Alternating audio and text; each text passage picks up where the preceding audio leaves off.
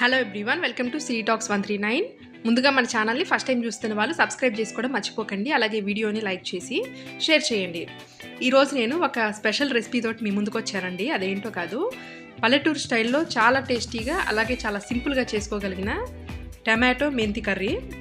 చాలా easy process అండి. ఎటువంటి మసాలా దినుసులు వేయాల్సిన అవసరం లేదనమాట. చాలా టేస్టీగా ఉంటుంది. చపాతీలోకి పుల్కాల్లోకైనా బాగానే ఉంటుంది, అలాగే రైస్లో కూడా బాగానే ఉంటుంది. బగారా రైస్ లాంటిది ఏదైనా చేసుకున్నా కూడా అందులో కూడా చాలా టేస్టీగా ఉంటుందండి. Simple process.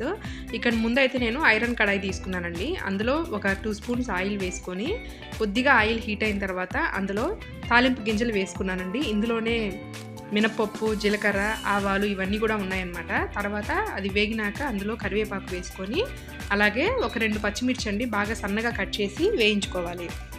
అవి ఒక హాఫ్ మినిట్ వేగిన తర్వాత అందులో ఉల్లిపాయ, ఒక పెద్ద ఉల్లిపాయ అయితే చిన్న చిన్న ముక్కలుగా కట్ చేసుకొని వేసుకోవాలండి. చిన్నవి అయితే 2, పెద్దదైతే 1 అనమాట. ఈ విధంగా సన్నగా కట్ చేసుకొని బాగా వేయించుకోవాలి, లైట్ గోల్డ్ కలర్లోకి వచ్చేలాగా అనమాట. ఇంకెప్పుడైతే ఇవి మగ్గుతున్నాయని అనుకున్నామో అప్పుడు ఇందులో ముందుగా శుభ్రంగా చేసి పెట్టుకున్నటువంటి మెంతికూరను వేసుకొని వేయించుకోవాలి.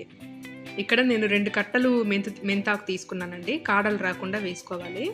2 కట్టలు తీసుకున్నా కూడా చూడడానికి ఇంత ఆకులాగా ఉంది, కానీ కర్రీ మొత్తం అయిన తర్వాత మనకి కొద్దిగానే ఉంటుందన్నమాట.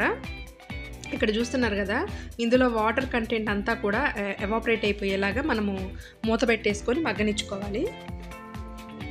ముందైతే ఒకసారి నేను ఈ మెంతాకునంతటిని కూడా ఒకసారి కలిపేసుకుంటున్నానండి. చూడండి, తొందరగా మగ్గిపోతుంది అనమాట మెంతాకు. ఇప్పుడు దీని మీద నేను మూత పెట్టేసి ఒక 2 నిమిషాలు సిమ్లో పెట్టేసుకుంటున్నానండి. ఈలోపు మగ్గిపోతుంది. చాలా వరకు దగ్గరికి వచ్చేసింది, చూసారు కదా. ఇప్పుడు మనం ఇందులో టమాటోలు వేసుకోవాలండి. మెంతి టమాటో కర్రీ అంటే మెయిన్గా మనకి టమాటో కూడా ఉండాలి కాబట్టి నేనైతే 3 టమాటోలు మీడియం సైజ్వి కట్ చేసి వేసుకుంటున్నానండి. ఇక్కడ నేను 2 పర్సన్స్కి సరిపడా చేస్తున్నాను కాబట్టి 2 కట్టలు మెంతాకు, చిన్న చిన్న కట్టలు 2 మెంతాకులకి అలాగే 3 మీడియం సైజు టమాటాలు వేసుకోవాలి. అలా మొత్తం వేసుకున్న తర్వాత అందులో పసుపు ఒక చిటికెడు, అలాగే ఉప్పు మన రుచికి సరిపడా, అంటే 2 నుంచి 2.5 స్పూన్ వరకు, స్మాల్ స్పూన్స్ అండి నేను చెప్పేది క్వాంటిటీ, వేసుకొని ఒకసారి బాగా కలిపేసుకోవాలి. ఇలా కలిపేసుకున్న తర్వాత అందులో మూత పెట్టేసుకోవాలండి. అలాగే పచ్చిశనగపప్పు వేసుకుంటే కూడా చాలా బాగుంటుంది. మీ టేస్ట్ని బట్టి పచ్చిశనగపప్పు వేసుకోవచ్చు, లేకపోతే స్కిప్ చేసేయండి. ఇక నేనైతే పచ్చిశనగపప్పు వేసుకుంటున్నానండి. కొద్దిగా పప్పులు తగులుతూ ఉంటే మనకి టేస్ట్ కొంచెం బాగుంటుందని చెప్పేసి. చాలామంది వీటిలో అల్లం వెల్లుల్లి పేస్ట్, ధనియా పౌడర్ ఇట్లాంటివి మసాలాలు అవి వేస్తూ ఉంటారు, కానీ అవి అంత ఎఫెక్టివ్గా ఉండవండి. వేసినా కూడా న్యాచురల్గా మనకి టేస్ట్ అనేది బాగుండాలంటే అవి ఏం వేయకుండా జస్ట్ పసుపు, ఉప్పు, కారం ఇంతే అనమాట. ఇప్పుడు మూత పెట్టేసి మీడియం ఫ్లేమ్లో ఒక 10 నిమిషాల పాటు మగ్గనిచ్చుకోవాలి. చూసారు కదా, మొత్తం కూడా బాగా దగ్గరకు వచ్చేసింది. ఇక మనకి గ్రేవీ లాగా రావాలి కాబట్టి ఇందులో రైస్ కుక్కర్ కప్పుతోటి ఒక హాఫ్ కప్పు వాటర్ యాడ్ చేసుకోవాలండి. వాటర్ యాడ్ చేసుకొని ఇంకొక 5 మినిట్స్ పాటు మీడియం ఫ్లేమ్లో మరగనిచ్చుకోవాలి. కర్రీ అంతా కూడా ఇంకా మగ్గిపోతూ ఉంటుందన్నమాట. వాటర్లో అంతా మెల్ట్ అయిపోయి మనకి బాగా దగ్గర పడుతుంది.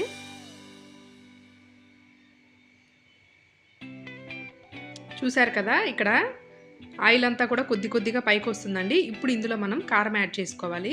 ఇక్కడ మేము ఇంట్లో పట్టించిన కారం యాడ్ చేస్తున్నానండి. జస్ట్ ఒక 2 స్పూన్స్ అయితే సరిపోతుంది.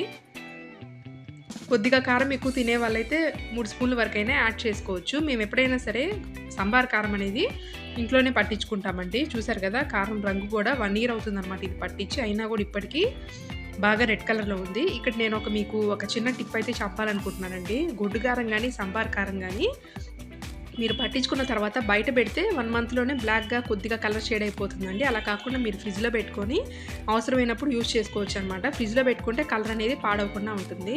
ఇప్పుడు చూసారు కదా, కారం వేసి కాసేపు మగ్గనిచ్చిన తర్వాత కర్రీ అంతా కూడా బాగా దగ్గరకు వచ్చేసింది. ఇప్పుడు ఇందులో నేను పైన గార్నిష్ కోసం కొద్దిగా కొత్తిమీర ఆకులు వేసుకున్నాను. మీ ఇష్టం అండి, కొత్తిమీర ఉంటే వేసుకోవచ్చు, లేకపోతే వదిలేసేయండి. ఇక నేనైతే కొత్తిమీర వేసేసి మొత్తాన్ని బాగా కలిపేశానండి. కర్రీ అయితే అయిపోయింది. నాకైతే నోరు ఊరిపోతుందండి. ఇంక వేడి అన్నంలో వేసుకొని తినేయాలి. నా వీడియో మీకు నచ్చిందని అనుకుంటున్నాను. మరిన్ని వ్లాగ్స్ కోసం మన ఛానల్ని వాచ్ చేయండి. అలాగే సబ్స్క్రైబ్ చేసుకోవడం మర్చిపోకండి. Thanks for watching.